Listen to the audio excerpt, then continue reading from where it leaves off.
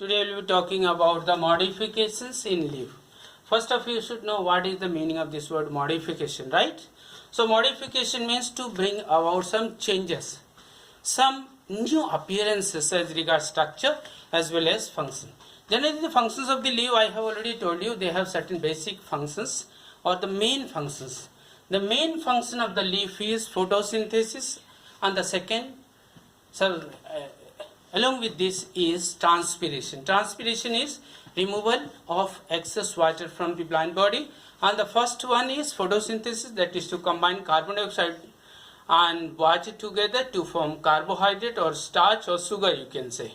Carbohydrate, sugar, starch, all these are same. Sugar, common word that you use.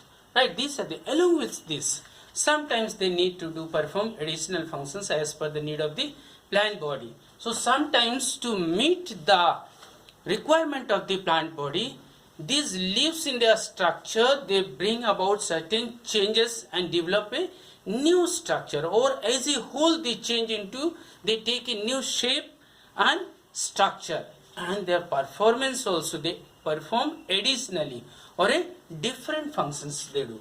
So modifications in leaves means the changes in leaves. So different plants, they bring about the necessary changes in the structure as well as function of the leaves, and this resulting structure or the new structure or the change structure of leaf is called modifications in the leaf, right?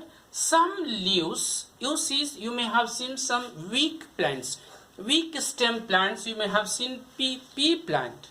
Pea plant is very weak plant. You see, it has a very thin and weak stem. Though I have drawn it vertically upward, it cannot stand upward of its own. But if there is a dry twig nearby, say a dry twig is there or a plant is there, from these leaves of this pea plant leaves, their tip extends into a wire-like structure and coils around the plant nearby. So what you have seen, this tip of the leaf has extended into a coiled wire-like structure. This type of structure. You may have seen this in bottle gourd, right? Or pumpkins, or sponge gourd, or bitter gourd. This type of thread-like structures, they appear on the tip of the leaf, and they help the plant to take support. This wire-like structure, they twine, they wrap around a support nearby and help the plant climb up for getting more and more sunlight to spread into the large surface area, so that they can get more of sunlight, more of air, and that will help them to produce more food. And once they will make more food, that food can be stored in the form of fruits that we use as vegetables. You may have seen the bottle gourd, right?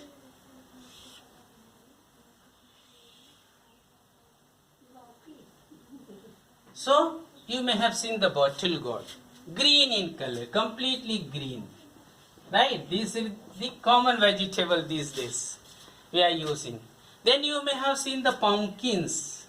You may have seen the pumpkins, right?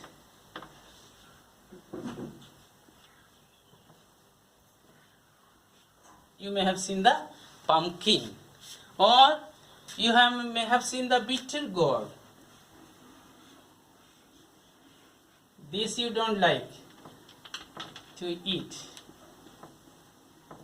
This type of fruits, bitter gourd, very bitter in taste, right?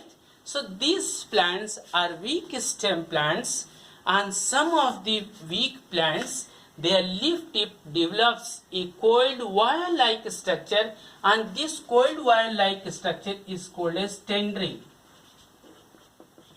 And once the leaf develops this structure, this is called leaf tendril. Leaf tendril. So what for the leaves are modified in their tip into tendrils? It is to get mechanical support so that they can climb up. And what is the purpose of climbing up or spreading around? The purpose is to get more sunlight and more air to avoid the congestion among the leaves as regards the sunlight and air. Do you follow? So first kind of modification that we notice in the plant body, in the leaves, is the leaf tendril. The tip of the leaf converts into the coiled wire-like structure called the leaf tendril. Second is for food storage. Second kind of modification that we see in the plant body is the as regards the food storage of food. Some plants like the onion, or you can see the garlic, onion or garlic. You see in onion and garlic, the leaves, they become fleshy